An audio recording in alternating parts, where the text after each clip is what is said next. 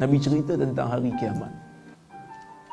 Tuan-tuan dan puan-puan, hari kiamat ni rukun iman. Kena percaya adanya syurga, kena percaya adanya neraka. Dalam dunia ni ada benda Allah bagi tahu kat kita, dan ada benda Allah tak bagi tahu. Dan banyak benda Allah tak bagi tahu. Kan? Banyak benda Allah tak bagi tahu kita pun. Orang tanya kat saya, "Ustaz, dekat planet lain ada manusia lain? Ada tak Quran macam kita? Ada tak Nabi lain?" Saya kata, "Mana saya tahu?" Kan? Kita pun setakat dunia ni lah kita duduk, planet lain tak nak pergi pun. Kan? Manusia jauh. Paling jauh dia pergi pun bulan je. Itu pun ada yang sangsi yang betul kita pergi sampai bulan. Kan? Allah tak bagi tahu. Mungkin ada, mungkin tak ada. Allah Taala tak bagi tahu. So kita tak payahlah ambil tahu. Kan? Kita buat kerja kita ya. Tapi dalam banyak-banyak benda yang Allah Taala tahu ni, terlalu banyak benda yang Allah Taala tahu ni, sebahagian benda dia bagi tahu kita. Antaranya kewujudan syurga dan neraka, dan kewujudan hari akhirat yang dipanggil sebagai hari pembalasan. Untuk apa dia bagi tahu kita? Supaya kita ni dalam dunia ada arah tuju dan ada panduan. Supaya hidup kita ni ada arah tuju. Mana-mana manusia yang bagus, yang baik, pentadbir nak jadi pentadbir yang baik, dia mesti tahu ke mana arah tujunya. Sehingga kan pemimpin negara pun dia kena bagi tahu dalam 5 tahun ni ke mana kita nak bawa negara ni. Dia mesti ada arah tuju.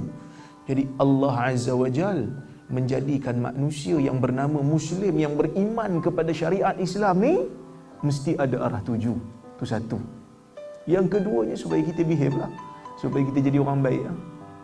Dan yang ketiganya, supaya kita tidak putus harap apabila Allah memberikan kita ujian.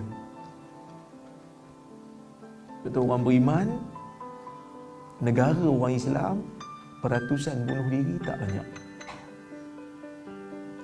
Berbeza dengan negara yang tak percaya Tuhan. Peratusan bunuh diri itu tinggi. Kenapa tinggi? Kerana mereka tak tahu ada dunia lain. Jadi bila dunia hilang, bila dunia mereka hancur, mereka tidak mengharapkan apa-apa lagi, kerana mereka tak percaya pada akhirat. Kita orang Islam disuruh percaya. Orang kata kat kita macam-macam. Orang fitnah kita macam-macam. Orang zalimi kita. Orang tak bayar hutang kita. Kita tak apa. Kerana ada satu hari di mana Allah Ta'ala akan adili semua benda ni di satu mahkamah yang tak ada seorang pun dizalimi. Sebab itu dalam hadis yang lain, Nabi pernah menyebutkan hadis bitaqah. Siapa pernah dengar? Saya rasa ada sebahagian pernah dengar yang dipanggil sebagai hadis bitaqah, hadis kad. Yang mana Allah Ta'ala sebut pada satu orang, Nabi kata, Allah Ta'ala kata dalam hadis tu, seperti mana yang diceritakan oleh Nabi, Allah Ta'ala kata, "Uhdur waznak." Bawa engkau punya timbangan amal. Bawa nak timbang.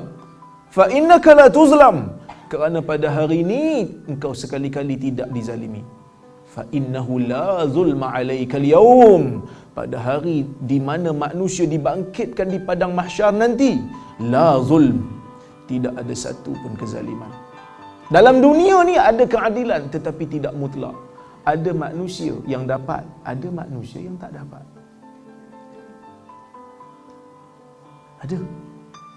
Ada manusia yang tak dapat keadilan. Jadi orang yang tak dapat keadilan dunia, kalau dia beriman kepada hari akhirat, dia tak adalah rasa kecewa sangat. Dia tahulah tak apalah, dunia je pun. Aku nak hidup apa lama sangat. Pada mahsyar nanti Allah Ta'ala akan adili semuanya. Kan? Sebab kadang-kadang kita rasa kecewa lah juga kan. Kita nak menyampaikan ilmu, tak boleh. Kita nak menyampaikan ilmu, disekat. Kecewa lah juga, tapi tak apa. Kerana dunia ni sementara. Kan? Orang tak bagi kuliah, kita buat buku. Tapi manusia, tuan-tuan dan puan, saya baru dengar cerita ni.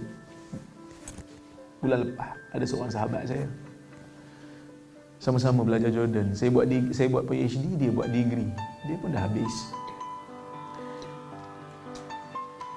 Dia kebetulan nak buat master dengan saya. Tiba-tiba dia diam je kan. Saya pun mesej dia. Saya kata, apa cerita? Dah buat proposal belum? Dia kata, belum sempat Ustaz, saya dalam proses nak pindah. Pindah mana? Pindah Perlis.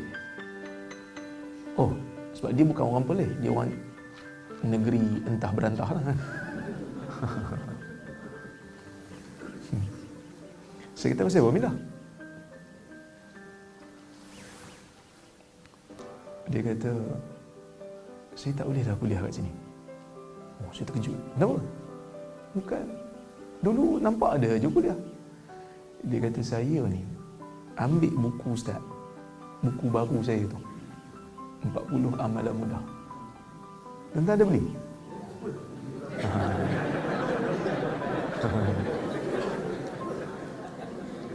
Tak apa, tak beli pun tak apa. Saya tak ambil untung sangatlah buku tu. Sebab buku tu sebenarnya ada orang sponsor dia punya kos penerbitan dia tu. So tak ada masalah. Ada orang sponsor dia bagi saya sedikit dana. Dia kata, Ustaz buat buku yang orang awam boleh pakai.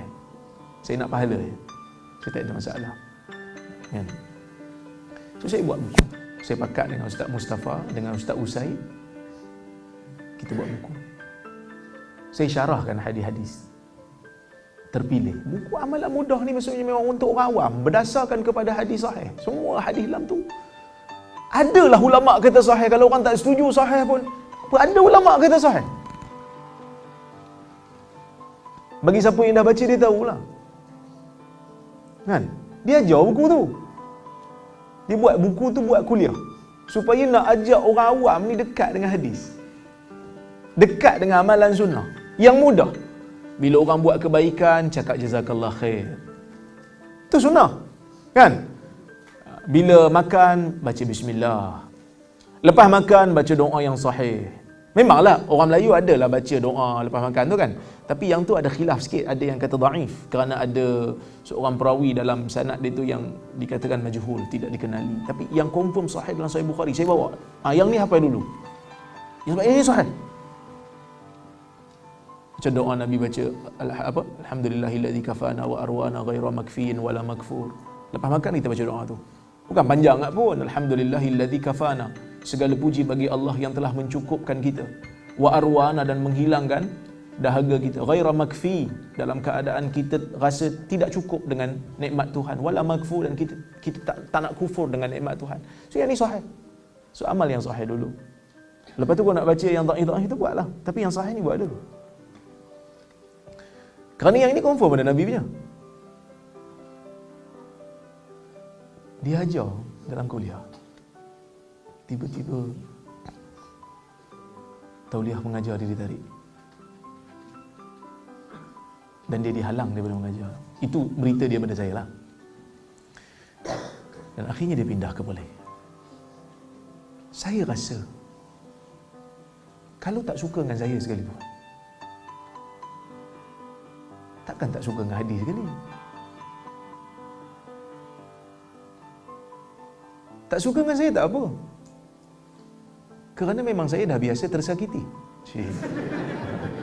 Ini semua tengok Joker punya pasal ni. Tak apa, no problem. Tapi takkan tak suka kat hadis. Hadis adalah hadis. Kita tak suka dengan dia, tak apa. Tapi hadis yang dia bawa, kalau sahih terima. Bukankah Ali bin al-Madini sebut dalam satu nukilan dia kata apa? Kalau ditolak hadis-hadis daripada Basrah disebabkan oleh kerana Qadariyah, dan kalaulah ditolak hadis-hadis orang Kufah disebabkan oleh kerana tasyayyu', la kharibatil kutub, akan binasalah kitab-kitab hadis. Maksudnya ulama hadis dalam bab menerima riwayat sangat adil. Walaupun orang tu terkesan dengan pemikiran Qadariyah, tapi bila dia bawa hadis yang sahih dan dia orang yang tidak bohong, kita terima. Kerana masalah akidah dia masalah yang berbeza daripada riwayat dia. Tak suka kat saya, tak apa. Tapi jangan tak suka kat hadis.